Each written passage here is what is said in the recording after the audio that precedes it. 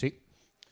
Bueno, pues muy buenas tardes a todos y muchísimas gracias por venir. Con los días últimos que llevamos ayer y hoy de lluvia y tal, pues ver esto así de gente, la verdad es que complace muchísimo.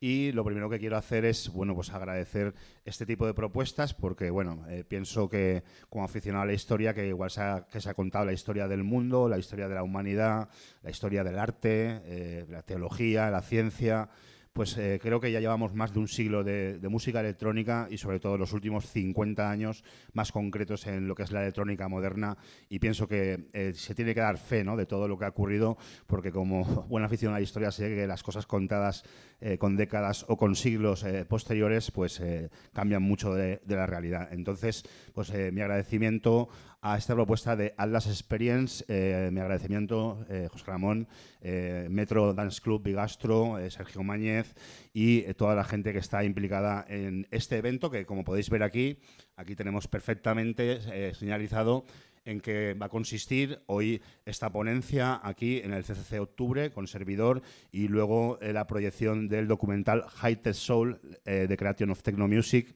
Y paralelamente, a la misma hora, está mi pupilo, mi hermanito Jorge Moreno, en el Hi-Fi, también haciendo un monográfico sobre Juan Atkins, que es un poco la persona que creó todo esto del tecno de Detroit, y sesiones temáticas también. Mañana será el día grande, mañana sábado 18 de enero, creo que son desde las 17 horas, muy pronto, porque también habrá un espacio cultural con el Audition a Cal Craze, donde aquí el moderador lo tenemos aquí delante, nuestro amigo Daniel Kio. Y bueno, habrá una serie de charlas, habrá también una demostración de José María Boga sobre las máquinas y los sintetizadores usados para crear la música de Detroit, y luego la actuación estelar pues de Cal Clay y Stacy Pullen. Y en definitiva, bueno, creo que una propuesta muy interesante que dignifica mucho lo que es el techno de Detroit, ¿no?, o la música de Detroit. Bueno, pues nada, a ver, ¿por qué estoy aquí yo hoy hablando de Detroit? Pues bueno, porque he tenido una gran suerte. Cualquiera que siga la música electrónica o quiera ser DJ o quiera investigar la música, al final va a dar con el techno y va a dar con Detroit. Y yo tengo mucha suerte porque una de las hermanas de mi madre, mi tía Maritere, conoció a un marinero en 1966 y fue amiguita de él por correspondencia, y en el año 68 le dijo a mi abuelo que le firmara los papeles que se iba a largar a Estados Unidos con el que iba a ser su marido, que es mi tío, mi padrino de bautizo, y se fue allí, creó una familia entera. Tengo 3 primos hermanos que son sus hijos y ellos también tienen hijos que son mis sobrinos, y por lo tanto todos somos 3 generaciones ahí presentes en Detroit. Y yo tuve la suerte de haber podido ir varias veces, año 2001, año 2002, año 2003, conocer todo aquello de primera mano y marear lo que no está escrito, porque claro, o sea, los que me conocéis sabéis lo pesado que soy, y bueno, la verdad es que aproveché bien todos mis viajes allí para conocer muy bien la ciudad, conocer todos sus rincones, toda su historia, su idiosincrasia. Bueno, pues vamos a empezar con la geografía, ¿no? Los que conozcan Estados Unidos sabéis que tiene 52 estados, y el estado de Michigan es esa península que hay allá arriba, ¿vale? Ahí lo veis, Michigan, que está rodeada de los grandes lagos, como podéis ver, el lago Superior, el lago Hurón, el lago Michigan. Una zona, el medio este americana, muy húmeda y muy caliente en verano, pero muy, muy fría en invierno, con olas de frío y temperaturas que vienen a bajar a 20 bajo cero, incluso más, ¿no? Temperaturas siberianas completamente. La ciudad de Detroit está aquí al este, como veis ya en este plano más ampliado. Hace frontera con Canadá, digamos que tiene ese lago pequeño, el lago St. Clair, que se estrecha al paso de la separación. Mira, ahí lo podéis ver en esa imagen en satélite. Ese es el Detroit River, y esa es la ciudad de Windsor, Ontario, Canadá, el estado de Ontario en Canadá, la ciudad de Richie, Houghton y Yonah-Quaviva, y la de enfrente es Detroit, que es una ciudad inmensa. O sea, imaginaros Madrid, por ejemplo, pues más grande que Madrid en lo que es la extensión, ¿no?, de la ciudad. Ese es el Brighton, Canadá, que hace la frontera. Como veis, ahí está la bandera canadiense y ahí la de los Estados Unidos. Y bueno, Detroit es una ciudad monumental, majestuosa completamente. Pese a que luego vamos a explicar todo su abandono y su decadencia, inicialmente, a finales del siglo XIX, se convirtió en una de las ciudades industriales más importantes de los Estados Unidos. Está considerada como la cuarta ciudad de Estados Unidos, detrás de Los Ángeles, Nueva York y Chicago, ¿no? Que son las tres grandes ciudades, ¿no? de Estados Unidos. Es una ciudad, como digo, inmensa que a principios del siglo XX, con la llegada del automóvil, se crea la industria del motor y ahí van a tener sede tres de las compañías más importantes ya no de Estados Unidos, sino de todo el mundo, como es Ford, fundada por Henry Ford en 1903, General Motors y Chrysler. También en el estado del sur, en Ohio, está Land Rover también. Entonces, bueno, pues es una zona que es muy industrial, lo que es Illinois, Michigan, también la zona de Boston, de Massachusetts, ya más hacia el este. Y estaba pensada, era una ciudad pensada para 4 millones de habitantes, ¿vale? Entonces, la ciudad tiene unas infraestructuras inmensas. O sea, necesitas vehículos para poder recorrerte todo aquello y verlo bien. Y bueno, pues aquí veis, por ejemplo, una foto de los años 20-30. Fijaros el bullicio, este es el downtown, ¿vale? Fijaros bien en esa imagen porque luego las imágenes que vamos a ver no tienen nada que ver con esa. Ahí tenéis el downtown desde una vista aérea. Ese es el edificio de la General Motors, que era en un principio de Ford, pero cosas de los negocios se lo acabó vendiendo a su máximo rival. Y bueno, pues esa es la isla de Belleville, una isla que está en el medio del río, justo lo que hace frontera con Canadá. Ahí es donde los hombres van a pedirle el matrimonio a sus parejas y le dan el anillaco. Bueno, pues una serie de infraestructuras, la verdad es que tremendas, como digo, pensada para una ciudad muy grande, ya que, bueno, pues ya después de la guerra de secesión, ¿no? Y de todo el conflicto racial de los Estados Unidos, mucha gente de los estados del sur migró hacia el norte como mano de obra y como necesidad para lo que es la industria, ¿no? Toda la industria, sobre todo la industria del automóvil. Hay que decir que Detroit no solo tiene las plantas de montaje, sino que todos los suministros que se necesitan para el coche, todos los componentes se fabrican también allí y todo se hace allí, ¿no? Ese es el Hart Plaza, digamos que es la plaza central de allí, de la ciudad. Ese es un monumento a los veteranos de guerra de la Primera Guerra Mundial. Ese es el edificio del teatro. Atención porque luego vamos a ver en su interior para qué se utiliza el teatro. Y como veis, rascacielos impresionantes ya de principios del siglo XX. Como digo, una arquitectura y una estructura majestuosa completamente y que, bueno, pues deriva en lo que es, ¿no? Una gran ciudad de los Estados Unidos, de lo que era en el siglo XX pues la mayor potencia mundial económica de todo el mundo, ¿no? Universal, ¿no? Hay calles del downtown. Como veis, el invierno es durísimo. Esas imágenes, como veis, los tranvías, años 30-40. El invierno es durísimo, las olas de frío son durísimas ahí y puede bajar la temperatura, ya te digo, entre 20 y 30 bajo cero. Los estados de Minnesota, Illinois, Michigan, todo eso es muy, muy frío en invierno y el invierno la verdad es que es muy largo. Ahí tenéis, por ejemplo, la producción de Chrysler en los años 50, cómo sacaban coches pero a gogo. Y en definitiva, esa es la central de Ford, ahí es donde trabaja, bueno, ahora ya se ha jubilado, pero donde trabajaba mi tía, mi tío, mis primos. Ahí es la central mundial, ese es el edificio de la General Motors, que es un poco el icono de la ciudad. Muchos de los sellos discográficos y mucha del merchandising, de los diseños, van siempre con ese icono, ¿no? Que son, aunque son 7 u 8 torres, son esas 3 torres que quedan a lo largo y esa que asciende hasta arriba. Como digo, es la sede de la General Motors. Y bueno, pues en definitiva, pues Detroit hasta los años 40-50 fue una ciudad que iba en crecimiento, pero que nunca llegó a pasar el 1.800.000 personas. Entonces ya estamos en un problema, ¿vale? Estamos en una ciudad de 4 millones que está ocupada por la mitad de gente. Pero es que luego vamos a ver la diáspora, ¿no? Con la decadencia de la industria del automóvil que va a tener grandísima, ¿no? Y bueno, el primer problema en Detroit viene en 1953, cuando muere Stalin y la llegada de Nikita Khrushchev al poder soviético, de la Unión Soviética.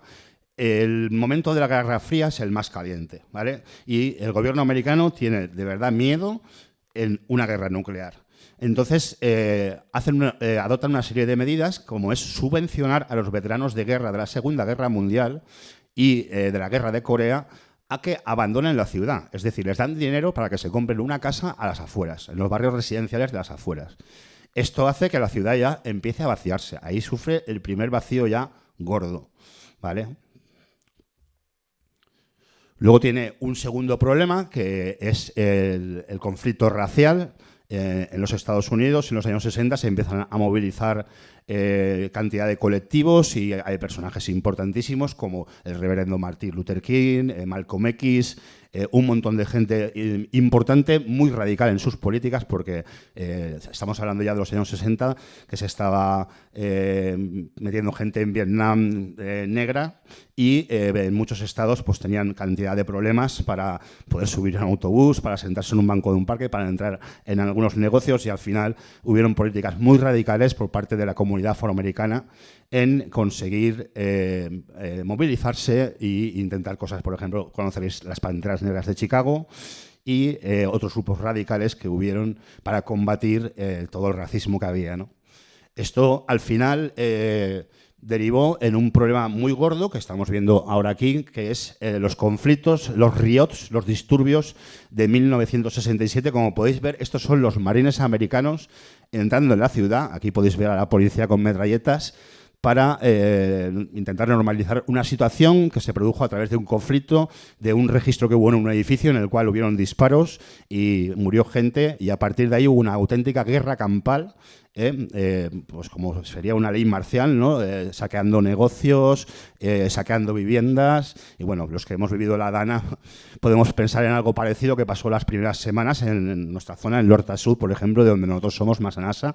Pues imaginaros eso, pero a lo bestia, con gente armada, porque como sabéis, en los Estados Unidos la gente tiene armas en casa y van armados mucho, y bueno, al final ese fue también un segundo problema muy grave que hubo y que hizo que ese conflicto sacara a mucha población blanca, ya no de la ciudad o de los suburbios, sino a otros estados, a los estados más del oeste, California, Texas, Nevada, bueno, estados más cercanos a México, y la gente al final pues acabó yéndose ahí.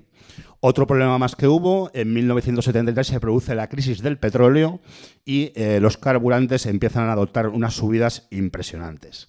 Eso que hace que se vendan menos coches, que aparezcan coches de menor cilindrada de otras compañías, también la cultura del coche europeo. Los americanos empiezan a comprar coche europeo y empiezan a bajar las ventas de automóviles en la ciudad, y con lo cual eso significa pues tirar a gente a la calle, despedir a gente, cerrar fábricas y conseguir pues eso, que la gente se vaya marchando más todavía de la ciudad.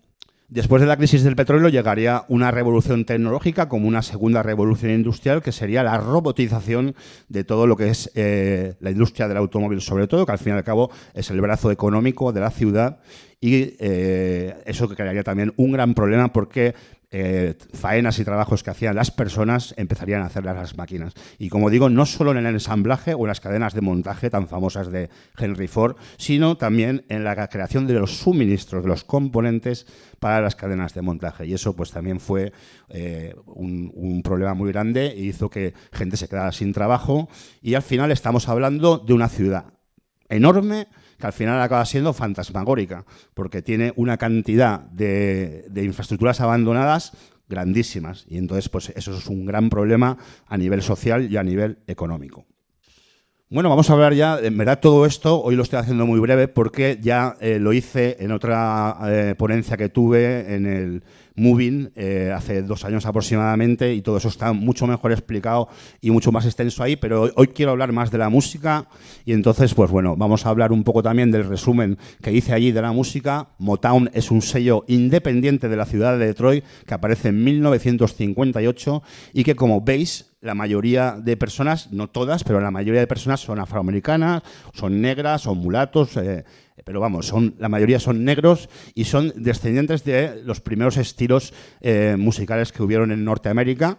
Y aquí, pues, ¿qué tenemos en la Motown? Pues en la Motown tenemos el gospel, tenemos el funk, tenemos el soul, tenemos pues la mayoría de sonidos afroamericanos.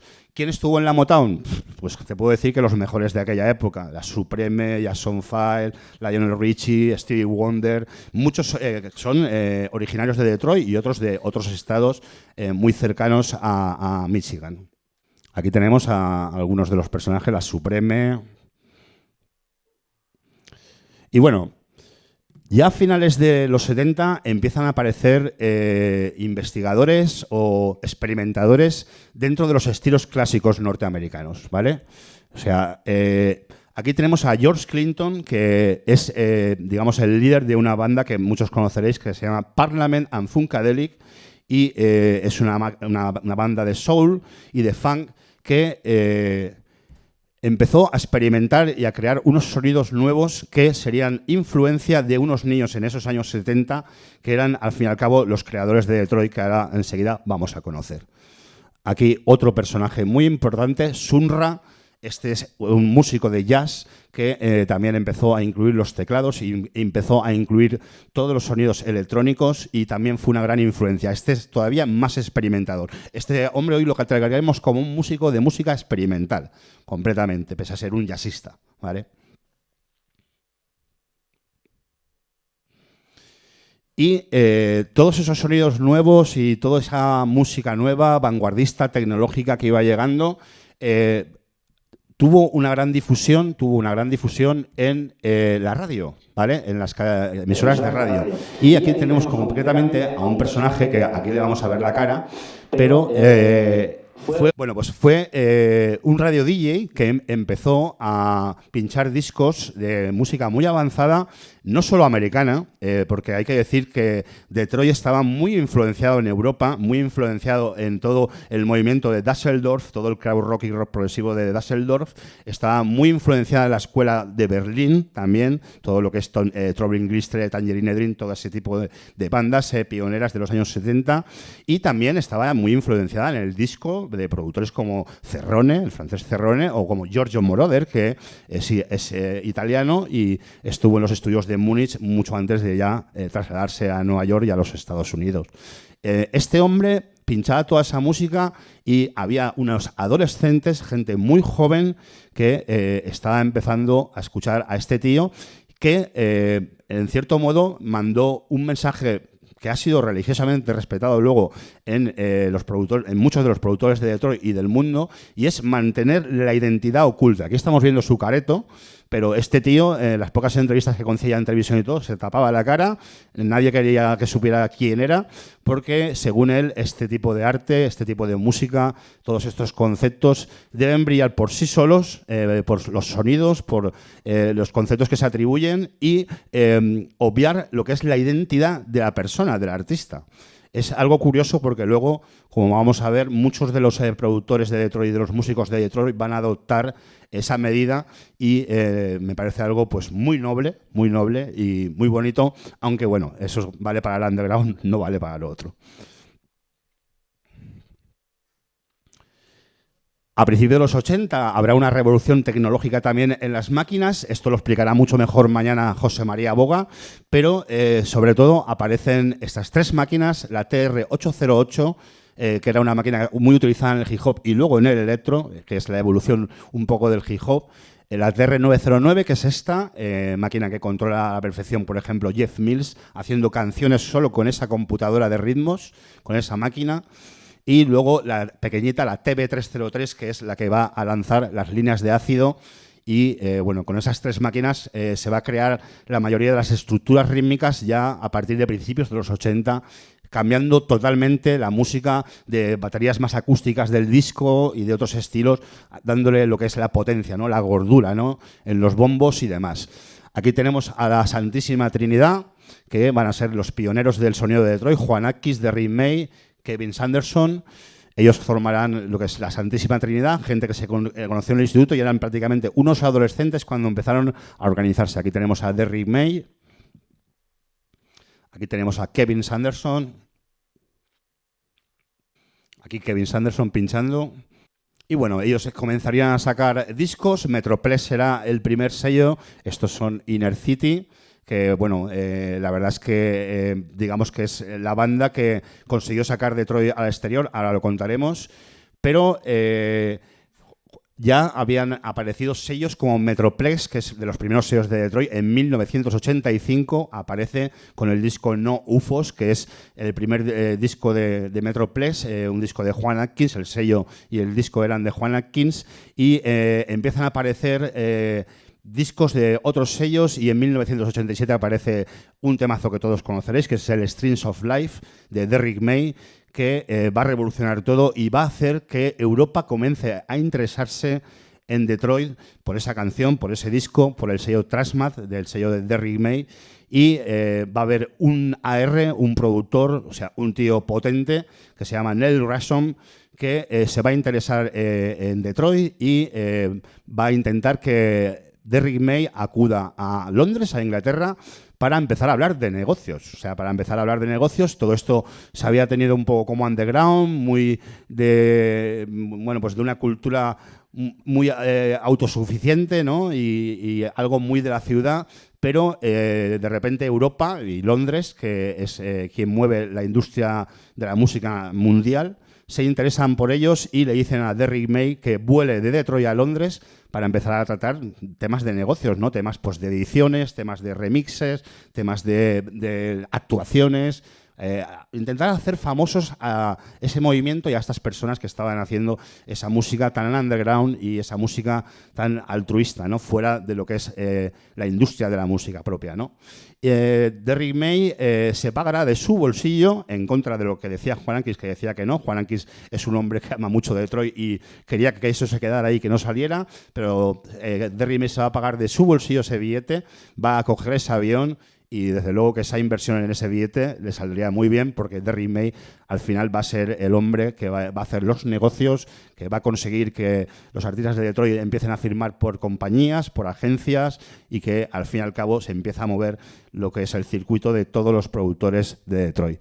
Estos Inner City, Neil Rasom ayudaría mucho a Kevin Sanderson a realizar el proyecto Inner City, que consiguió discos de oro al vender más de 1 millón de copias en el Reino Unido y conseguir ser número 1 con los temas de Inner City como Big Fan o Good Life, que serían, ya te digo, discos que compraría gente en todo el mundo. Detroit ahí empezaría a ser famoso. Aquí está Eddie Fowlkes. Eddie Fowlkes podríamos considerarlo como uno de los personajes de la Santísima Trinidad, pero era compañero de piso de Derrick May en la época del instituto y tuvieron un problema y parece que por ese problema Derrick May lo dejó fuera, ¿no? Aunque va a aparecer en el primer disco recopilatorio titulado Techno, y hay que decir que su música es excelente. De hecho, está considerado como The Good Father of Techno Soul, el padrino del Techno Soul, y lo van a dejar fuera. No se va a considerar como uno de los 3 pioneros, aunque de hecho lo es. Y bueno, pronto llegarían las fiestas, porque claro, tenemos productores, tenemos sellos, tenemos una ciudad inmensa, tenemos talento, se empiezan a interesar por nosotros, pero no tenemos fiesta, ¿no? Los clubs que habían en la ciudad pues estaban más tirados al rock y estaban más tirados también al hip hop y a otros estilos más mayoritarios en los Estados Unidos, pero aquí aparecería el Music Institute, ¿vale? Que sería creado por 4 socios, entre ellos uno sería el productor de house Alton Miller, que yo creo que los más aficionados al house conoceréis, y aquí es donde la Santísima Trinidad empezaría a realizar sus fiestas. El Music Institute es importante porque era un sitio que, bueno, como hoy en día conocemos los festivales y todo lo que ha generado el techno, ¿no? A nivel de la industria del ocio nocturno y de todo eso, pues era un sitio que no sabemos si por un problema de licencia o por lo que sea, no servía alcohol. La entrada era gratuita o a lo mejor se cobraba algo simbólico como podían ser $5 y dentro se servían zumos, refrescos y agua. No se servía alcohol. La gente joven se fumaba sus petillas de marihuana antes de entrar y el que tenía que beber o tomarse algo se lo tomaba y luego la gente se metía ahí y no salía en 8 horas de ahí. O sea, empezaron a hacer las fiestas ahí y eran algo como muy humilde, ¿no? Porque solo tenía un flash estroboscópico en el centro y ya está. No tenía más luces ni tenía nada. Buen sonido, sonido americano, que siempre es garantía de calidad, pero era una cosa como muy sencilla que tenía algo espiritual muy fuerte. Ahí Eddie Fowlkes de nuevo. Aquí algunos carteles, desde la medianoche hasta el amanecer, en el Music Institute, aquí un poco pues, el logotipo, ¿no? Y bueno, decir que, como todos los mitos, parece que haya sido, pues no sé, como Metro o Barraca o Florida o algo así, y en verdad fue un club que duró año y medio. Tiene mucha historia detrás, pero fue un club que duró poco porque al final, bueno, pues por problemas de todo tipo y también porque esta gente tenía que empezar a salir y de hecho empezó a salir y a viajar, pues el club solo duró hasta mitad de 1989. Tiene un aura de algo como muy histórico y muy grande, pero como os digo, fue algo bastante pasajero también. Aquí uno de los creadores del Music Institute.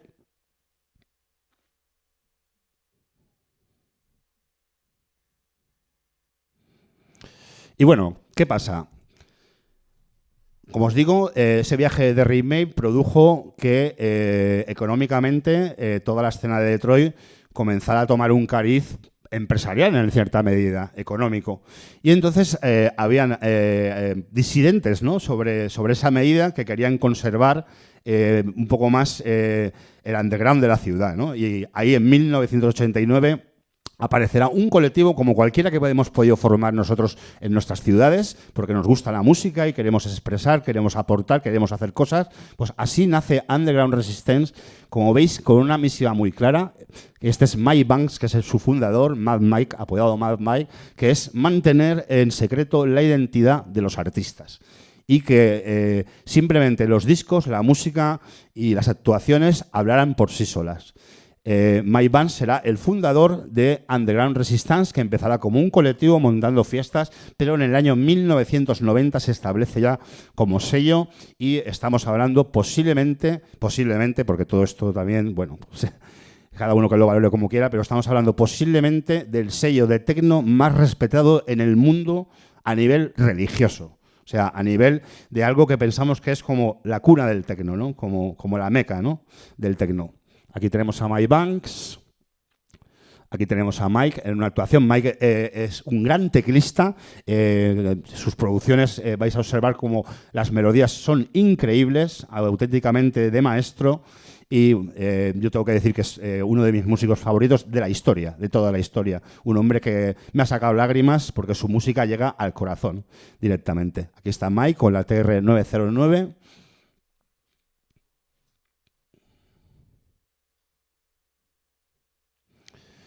Y bueno, otro de los componentes de UR va a ser el gran Jeff Mills. Posiblemente también pues, uno de los DJs de techno más importantes del mundo, el de toda la historia. Y Jeff, como buen disc jockey, era un gran mezclador y los primeros discos de UR están mezclados por él. Mike tocaba las teclas y ahora os presentaré al tercer componente que también conoceréis. Aquí tenéis a Jeff.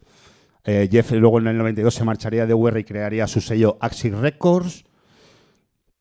Aquí lo vemos tocando con la Orquesta Filarmónica de Montpellier en 2005, ya que una filarmónica se encargaría de representar sus temas en una ópera. Aquí Purpose Maker, que es el segundo sello de Jeff Mills en Axis Records. Tomorrow, el tercer sello para música experimental. Y Robert Hood. Robert Hood es el tercer integrante de Underground Resistance que bueno, pues, tiene una creación de un sonido también muy característico como el minimal soul o el techno soul, que él es un especialista y desde luego ha marcado una era en lo que es el techno. Aquí con su hija. Como veis, mira, esos monos y todo eso son monos de operario, ¿no? de la industria del automóvil. Ellos les gustaba mucho vestirse con la ropa de trabajo para las actuaciones y también, pues, para, como es en este caso, pues para las fotografías y para cosas así, vinculando mucho todo lo que es la industria del automóvil y sus trabajos en las plantas del automóvil. Underground Resistance, los fugitivos interestelares, un recopilatorio de varios artistas, como veis, la cara tapada, la identidad de los artistas en secreto. Y llegamos a Submerge. Submerge va a ser pues como el centro neurálgico de todos los artistas y todos los SEOs de Detroit, donde se van a agrupar en algo independiente, sin tener que depender de ninguna gran compañía ni de ninguna gran distribuidora. Ellos mismos van a ser distribuidora y se van a encargar de distribuir todos los sellos de Detroit que han querido participar o han querido estar en esta movida. Todas estas imágenes son de Submerge, que es, como dijeron unos invitados que tuvimos en el Killing Time hace tan solo 2 meses, la meca del tecno mundial, donde ha salido todo el origen de todos los discos y todos los sellos del tecno de Detroit. Vamos pasando imágenes, ahí está, bueno, el logotipo también tiene sellos, Submerge Recordings. Y aquí pues algunas imágenes del edificio de Submerge, ahí lo tenéis.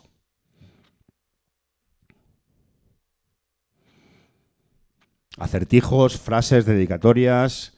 Ellos estaban muy influenciados por Public Enemy, que es un grupo de mucha protesta, ¿no? De reivindicativa social, y también con todo el tema extraterrestre, ¿no? Con todo el tema de Marte y con todo el tema de los aliens y de los extraterrestres, ¿no? En sí.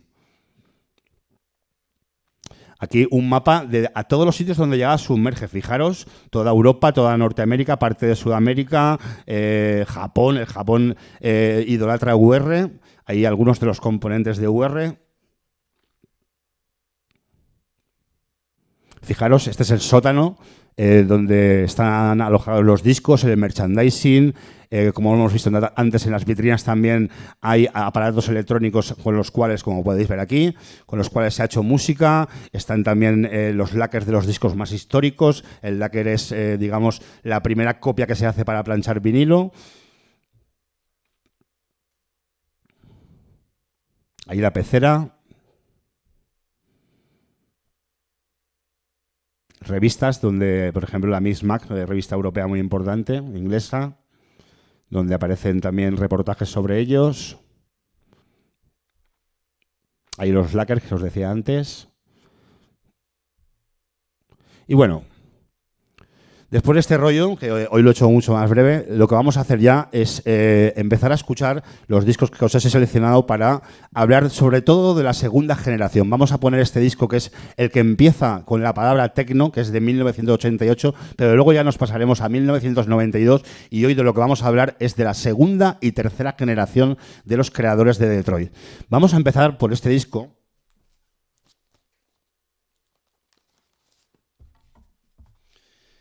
Este es el recopilatorio que se lanzó primero cuando Derrick May fue a Inglaterra y llegaron a los acuerdos con Neil Rason.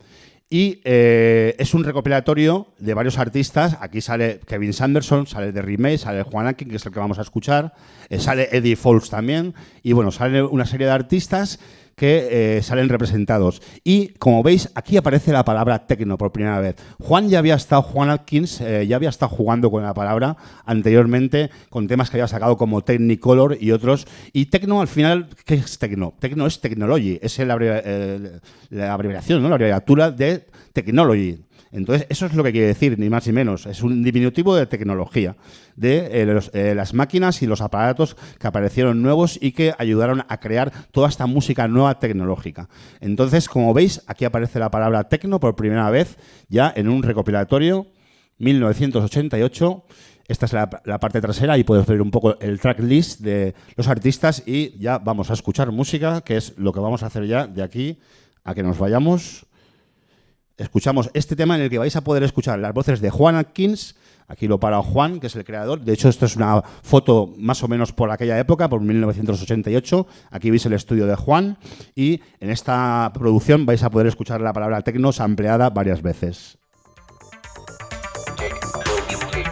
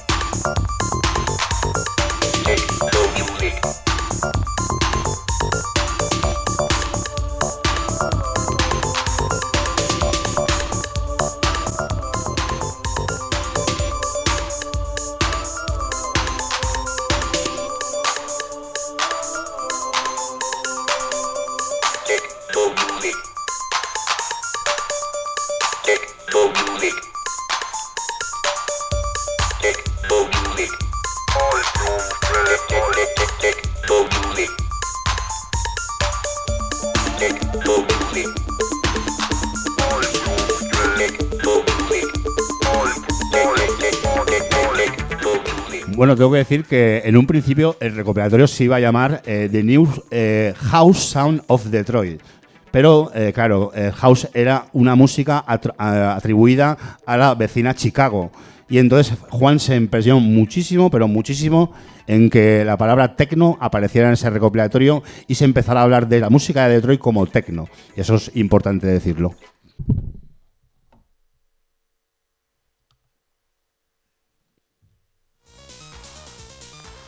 Bueno, pues vamos a pasar de década ya. Como hemos dicho, el recopilatorio Tecnos de 1988 y nos vamos a ir ya a 1991-1992, en el cual pues todo el movimiento rave europeo estaba ya muy asentado. Las raves inglesas, las fiestas en Berlín y todo ese movimiento, como digo, era muy potente ya y en América no pasó desapercibido, y no pasó desapercibido para un personaje importantísimo que no sería originario de la ciudad de Detroit, pero sí de la ciudad de enfrente, como os he dicho antes, de Windsor, ya del estado de Ontario, que simplemente es cruzar el río, el Brighton, Canadá, el puente de Canadá, y ya estás en esa ciudad, en Windsor. Y de Windsor, como he dicho, era Richie Hawtin y John Aquaviva, y ellos crearon el sello Plus 8, que es este 8 que veis aquí. Este es el sello Plus 8 originario de la ciudad de Windsor, Ontario, en Canadá, y esta es la referencia 10, que es un disco A3 entre un productor de Nueva York muy potente ya en el sonido rave, ya que tiene discos el año 89, 90, 91 en sellos como R&S y otros sellos europeos muy importantes, que es Joey Beltran. ¿Vale? Seguramente los que os gusta el techno habréis pinchado o habréis escuchado discos de Joey Beltran. Él era de Nueva York, pero hicieron ese disco entre él, Richie Hawtin y Mundo Music. Esto aparece en julio de 1991 y es un sonido muy ravero.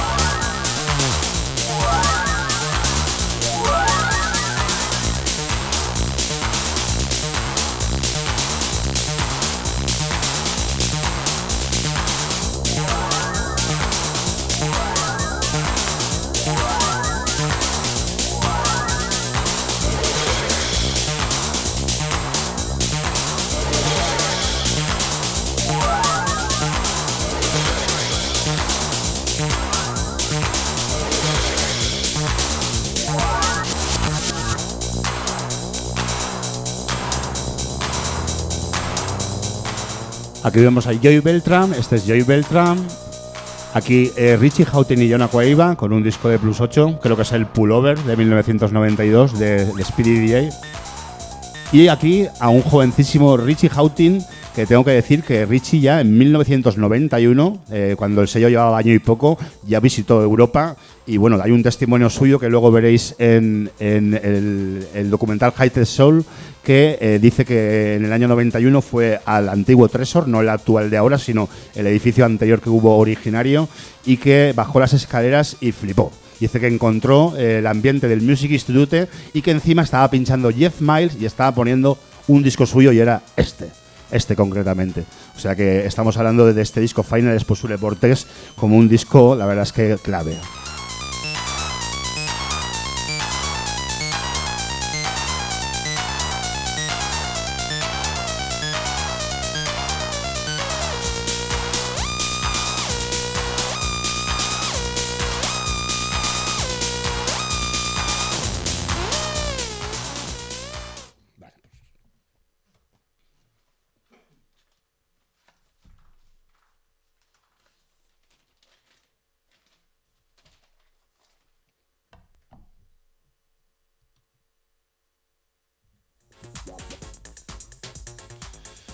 Bueno, ¿y solo había rave en Detroit en aquellos años? Pues no, había muchísima más variedad musical, y una de las variaciones musicales que había era este tipo de techno que algunos lo pueden identificar como house, porque en aquella época la frontera entre el techno y el house a veces era también bastante difusa. Y vamos a hablar ya ahora mismo de este disco que está sonando, que es de este señor que hay aquí, que se llama Blade Buster. Este es el One More Time de 1992. Esto salió por el sello alemán Logic y Tresor ha tenido la amabilidad en su 30 aniversario de remasterizarlo y de sacarlo en su caja de 12 vinilos. Es lo que escuchamos ya.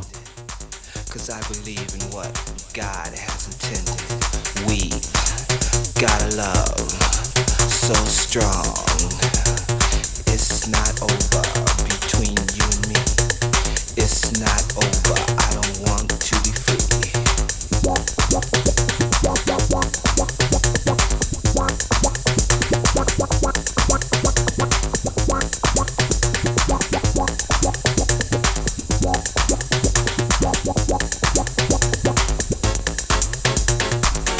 I'm surprised to see your suitcase at the door. Remember the good times. Don't you want some more? Don't you want some more?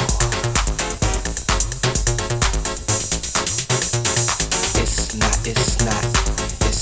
Hay que decir que el sello alemán, bueno, Club y sello alemán Tresor, creyó mucho en Detroit al inicio, porque muchas de sus primeras referencias, como esta mismo, están selladas en el sello berlinés.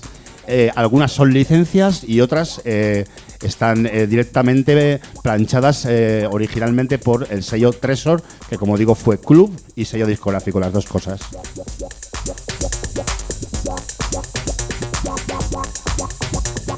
Pues nada, de un sonido ahí confuso, ¿no?, en la frontera entre el house y el techno, vamos a ir a otro que también, yo creo que también identifica muy bien ese tipo de música de principios de los 90 en la ciudad de Detroit.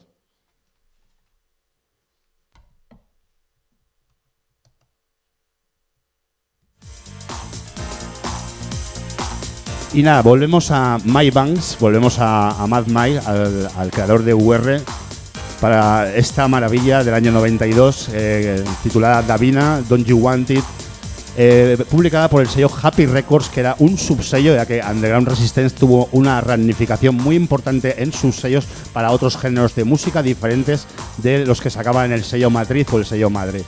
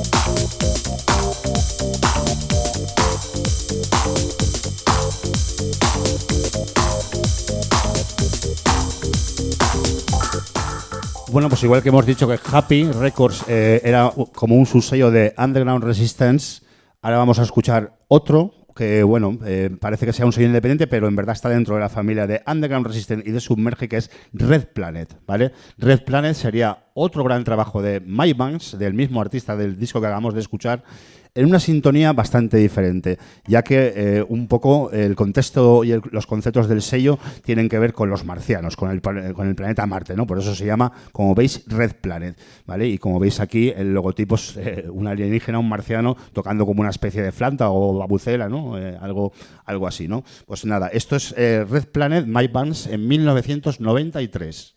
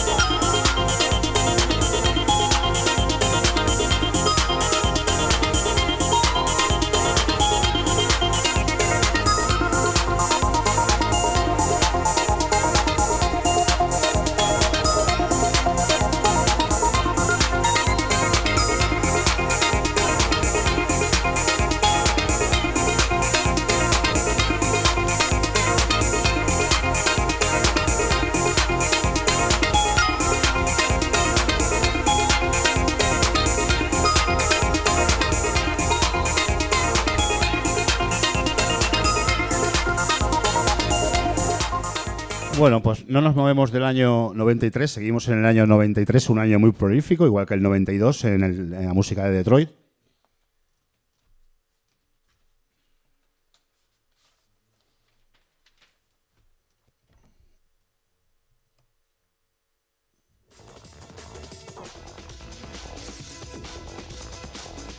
Y bueno, vamos con el primero de los discos de uno de los participantes de mañana, ya que vamos a hablar ya de Stacy Pullen, ¿vale? Que también es un artista que tanto como productor como DJ ha sido un artista muy, muy potente. En aquellos años su música era excelente y sus sesiones también lo eran. Y bueno, decir que él adquirió una AK que se llama Cosmic Messenger, que es este disco que estamos escuchando por el sello Eclipse Records, otro sello de Detroit, año 1993. Mañana podréis ver al creador de este disco en el Brothers Event, Stacy Pullen, aquí como Cosmic Messenger.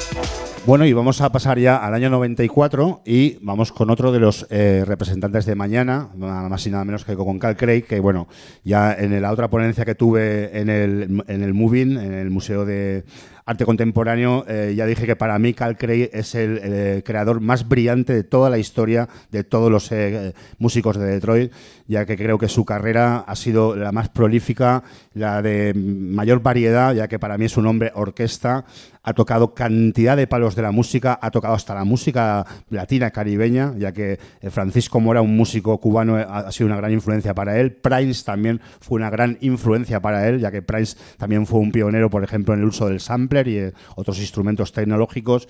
Y para mí, ya te digo, en todo lo que ha hecho me parece maravilloso. En su sello Planete ha disfrutado y ya ha editado todos estos trabajos con diferentes AKs, ya que ha querido conceptualizar muy bien cada música que hacía con un nombre diferente para que se identificara como tal. En este caso, este AK se llama 69 y la canción se llama Desire, es del año 94 y es para mí una obra maestra.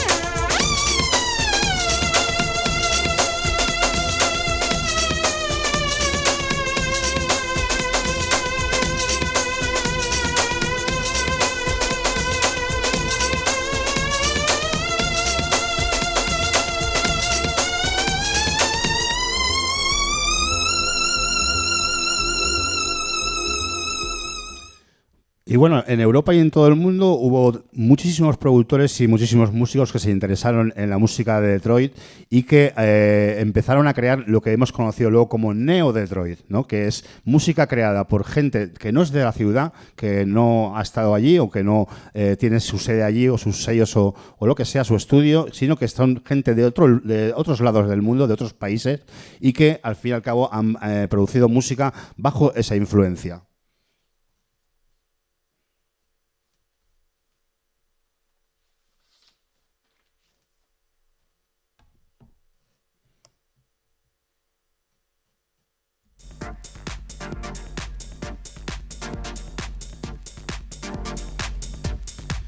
En este caso estamos hablando de este sueco de Estocolmo, de origen iraní, ¿vale? Su familia proviene de Irán, pero está afincado en Estocolmo, en Suecia, y produjo un álbum que se llama Departure in Time en 1998 que llamó mucho la atención de Derrick May, que fue quien se lo publicó en su sello Trashmat bajo su subsello Fragile. Esto es 1998 y este tema también abrió una nueva era en el techno de lo que hoy conocemos como Deep Techno, ¿no? O techno profundo. El Groove Lachor de Aril Brica.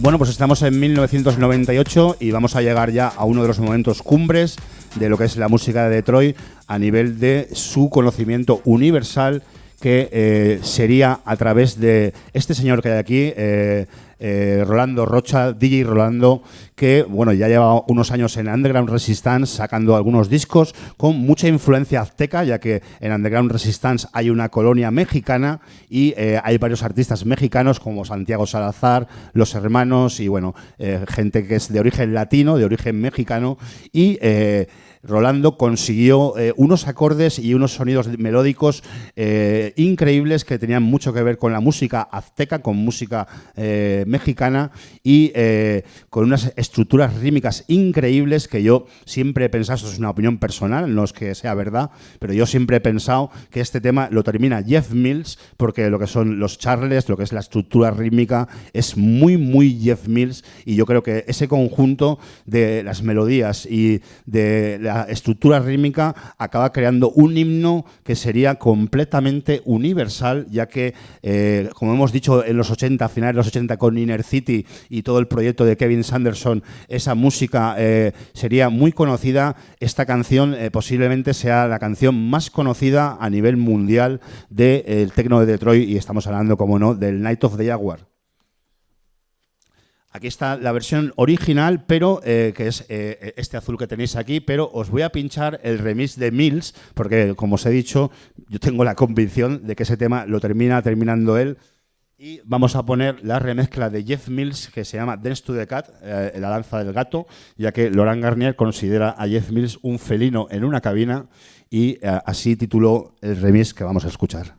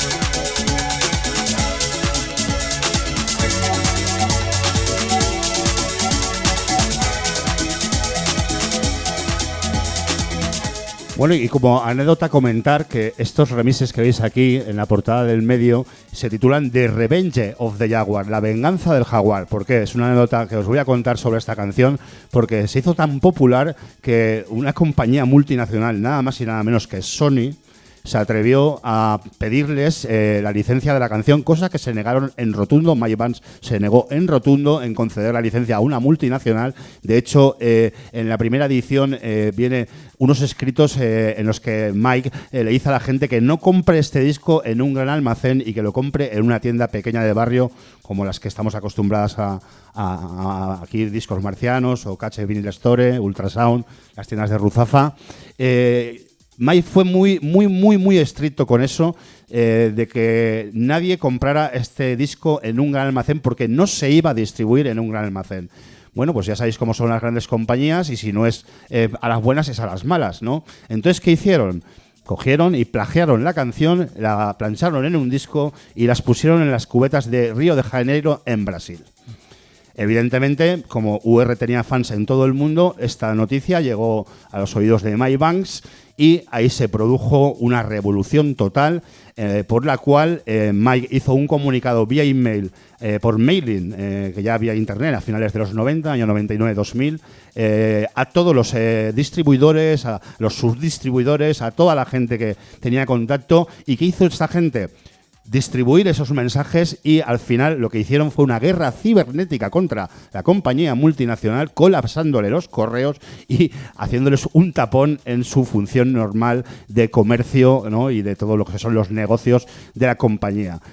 Sony nunca se disculpó, retiró los discos evidentemente porque ahí había ya también una denuncia y entonces aparecieron al año siguiente, en el año 2000, estos remixes a cargo de Derrick May, de Octave One y de Jeff Mills con esta danza del gato que acabamos de escuchar. Y bueno, tengo que deciros que no tenemos tiempo para más porque esto es un museo y tiene personal y la gente cierra a una hora y ahora se va a retransmitir el documental Hiftel Soul, The Creation of Techno Music, donde van a aparecer muchos de estos chicos de los que hemos hablado, de estos artistas, de estos productores. Nos quedamos aquí en el año 2000, pero vamos a cerrar con el mensaje, ¿no? Con el mensaje de Mike Vance, que lanzó en el año 2003 este single 7 pulgadas que se titula Transitions y en el cual hay un mensaje muy conceptual, muy profundo, muy sincero sobre lo que tiene que hacer la gente con la música, ¿no?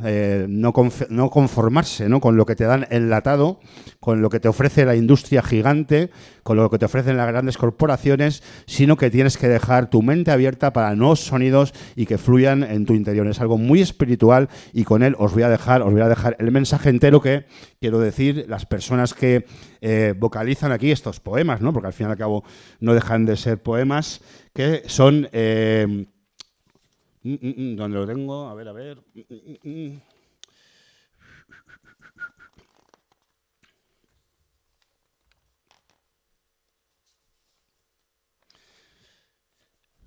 Vale. Krista Robinson, que es cofundadora y copropietaria de Submerge, es la socia de Mike Vance, es la voz femenina que aparece en la capela, porque es una capela, no deja de ser una capela.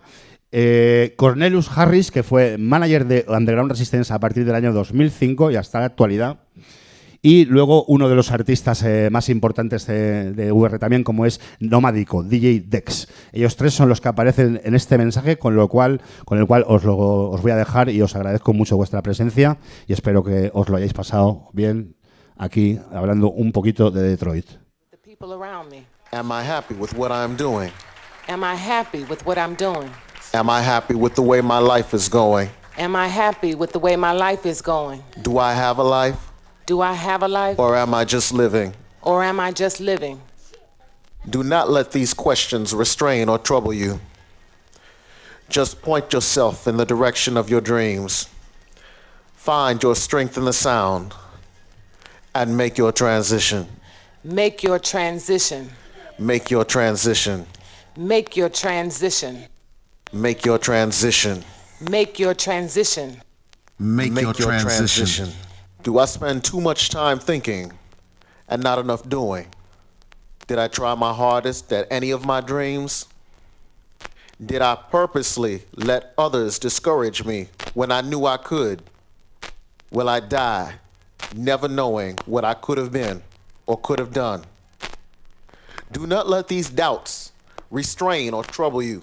No dejes estas preguntas Just point preocuparte. yourself in the Nomás direction of your púntate dreams. en la dirección de tus sueños. Find your strength in the sound. Encuentre And make fuerza en your el transition. sonido y haga tu transición. Make your transition. Haga tu transición. Make your transition. Haga tu transición. There will be people who will say you can't, but you will. You will. There will be people who will say you don't mix this with that, and you will say, watch me. Watch me. There will be people who will say, play it safe. That's too risky. And you will take that chance and have no fear. No fear. You won't let these questions restrain or trouble you. No dejes estas preguntas You will point preocuparte. yourself in the direction of your dreams. Púntate en la dirección de You will tus find the sueños strength in the sound. y encontrarás And fuerza make en el your sonido transition. y hacer tu transición. Make your transition. Haga tu transición. Make your transition. Haga tu transición. Make your transition. Haga tu transición. For those who know, it's time to leave the house and go back to the field. Find your strength in the sound. Encuentre fuerza en el It's what got sonido. us through in the first place. Find your strength in the sound Encuentra and fuerza en el make your sonido. transition. Make your transition. Make your transition. Make your transition. Make your transition. Make your transition. No dejas estas preguntas preocuparte. Nomás púntate en la dirección de tus sueños. Encuentra fuerza en el sonido y haga tu transición. Haga tu transición.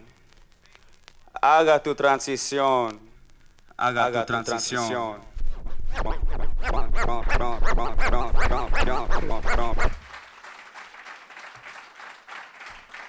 Bueno, pues tengo que decir que este disco sirvió de influencia y de inspiración a mucha gente, entre ellos Richie Hawtin, que, como sabéis, sacó un disco, un recopilatorio con ese nombre, Transition, de varios artistas, y que, bueno, este es un mensaje que caló muchísimo en toda la comunidad del underground, del techno y sobre todo toda la comunidad afroamericana de Detroit, porque al fin y al cabo el techno, ¿qué es el techno? Pues el techno es una música hecha por negros, básicamente por negros, no solo por negros, pero por la comunidad afroamericana, con todos los ápices y todos los contextos de todo lo que hemos hablado durante esta conversación, sobre todo pues de lo que es la ciudad, de lo que es su problema, de decadencia, de diáspora y de lo que es una gran ciudad fantasma como es de Detroit. Muchas gracias y ahora vamos a ver el documental High Tech Soul de Creation of Techno Music.